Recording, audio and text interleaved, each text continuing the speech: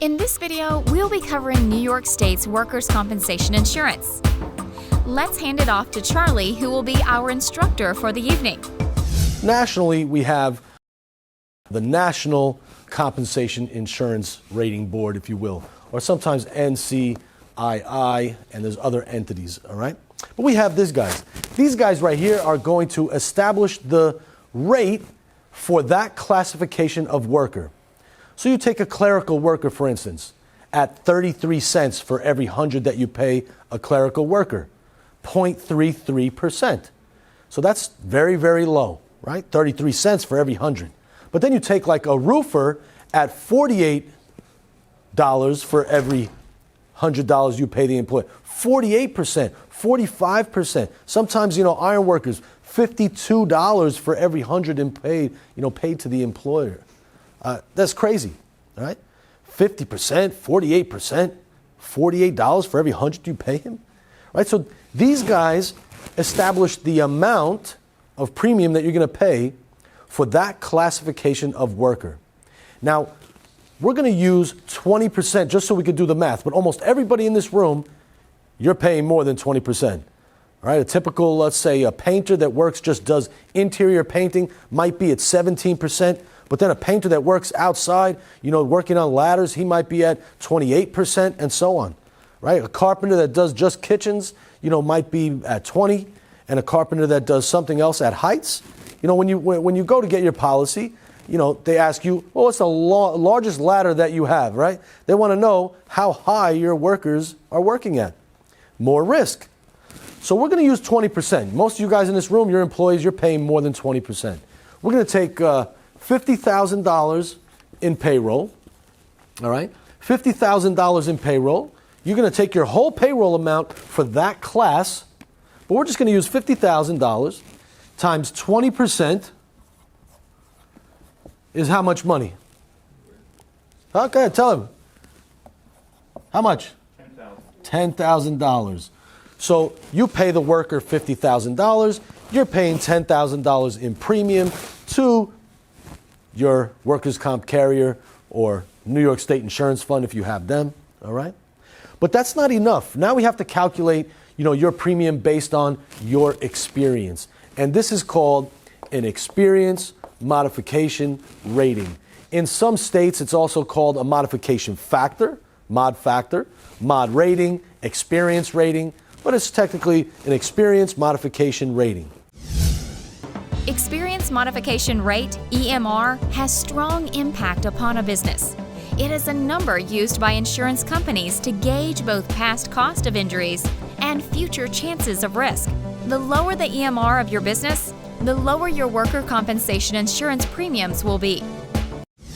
So we're going to take the $10,000 that you paid in premium, and we're going to multiply that times your experience.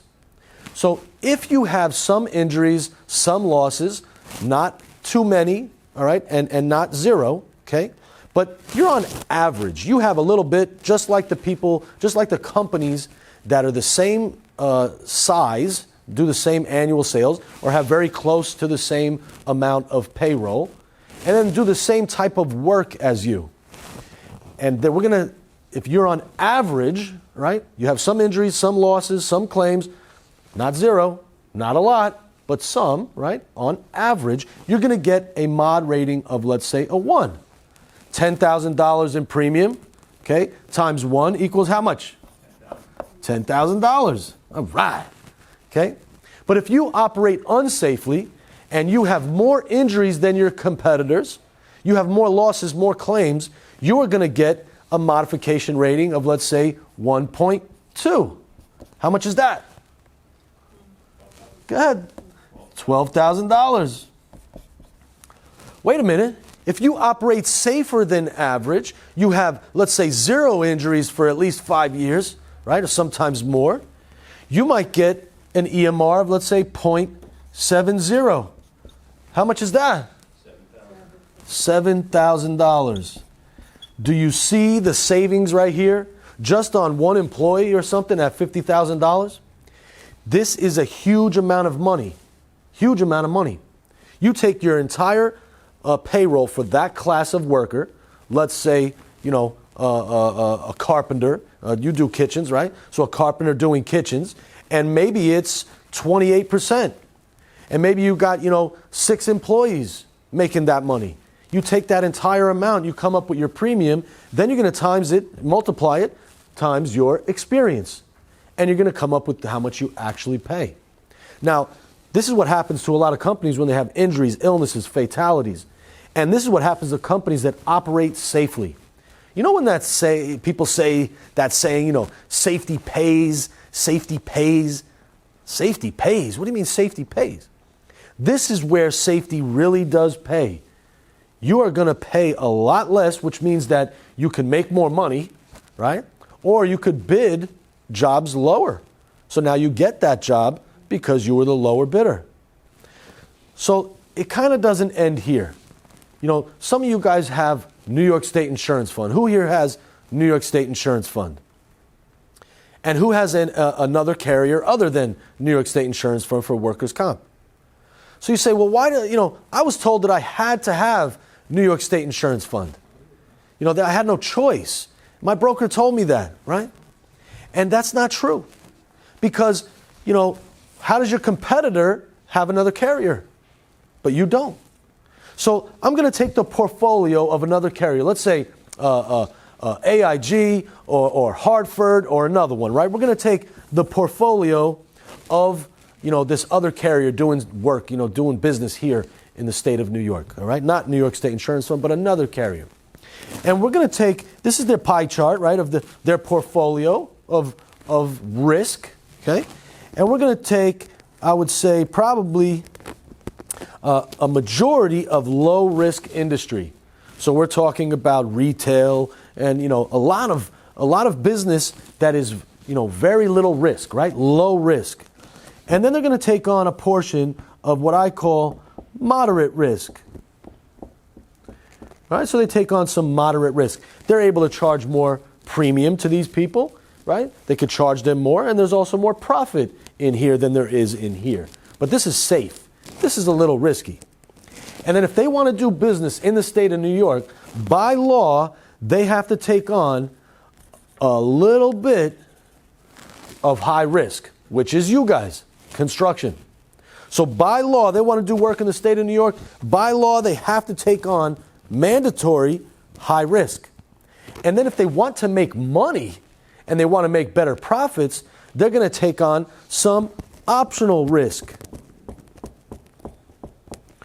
So we have this very low risk here, some moderate risk where they can make some money, and then we have some optional high risk, and then mandated by the state high risk.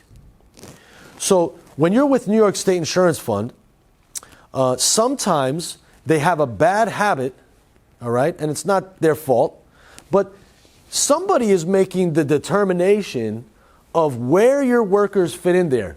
Your workers fit in this definition. So there's a class code. All these different type of workers, they have these class codes. All right, and there's a whole class code book that has all these class codes. And first they're going to take your industry, right, using the national NIACS, right, National Identification. Anybody remember what that stands for? Hey, Mark. Look that up for me because I always forget, right? NAICS, NIACS, right? National Industrial Identification Code System. I don't know what that is, all right? So let me know when you're ready, when you get that, okay? So they're going to, your industry, what is it? North American Industry Classification. North American, what? Industry Classification. Industry Classification System, right? So they're going to take that number, that's your industry, what type of company you are. And then there's going to be separate codes for your type of employees. Now, the carrier decides where your workers fit into that class. They might say, your painters that you're using, they fit into a certain class code and the rate is this. You see?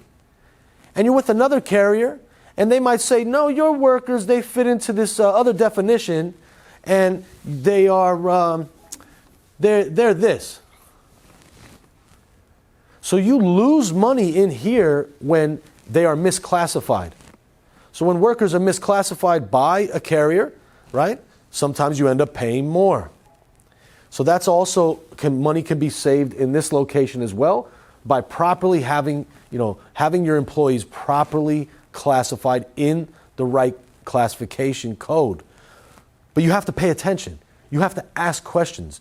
You have to ask, your insurance broker, your insurance carrier, what is my EMR? That's the first question. What is it? You want to know what is it. If you had 0 injuries, for 5 years, why do you have an EMR of a 1? You should have an EMR of 0.90, 0.80, 0.70. Why not? If you operate injury-free, there's no reason why you should have an EMR of a 1. And if you have injuries, you're going to have a high EMR. All right? But first, you need to start by requesting your experience modification rating. And then you want to pay attention to classification of your employees. All right? How do they fit into what definition? And you need to pay attention to this. We're talking about a lot of money, okay? It takes 5 years, basically, all right, to get, of working safely to reduce your EMR. So for this year's rating, right, this year's mod factor for 2017, we're going to skip 2016 injuries, illnesses, fatalities, and so on. All right. Now, this goes by policy period, not by the year, not through January through December. It's through policy period, okay? So it's not exactly like this, but we're going to use 2015's injuries, illnesses, fatalities, 14, 13, and 12. So all the injuries, illnesses, fatalities from these years give us 2017's EMR, or that policy period, right? Well, for next year, 2018, for 2018's EMR, we are now going to use the data, the injuries and illnesses from 2016, and you're going to lose 2012. So now you lose 2012, you're gaining 2016. So if you had a good year in 2016 and a bad year in 2012 that you're losing, now your EMR goes down. If you had a bad year in 2016 and a good year in 2012, you're losing the good year and you're gaining the bad year, your EMR is going to go up. So you need to pay attention to this. We're talking about a lot of money, all right? Any questions? This is like a 4-hour class. I usually like to spend about, 15 minutes on it or so, just so you guys can kind of understand, where does this money go, right?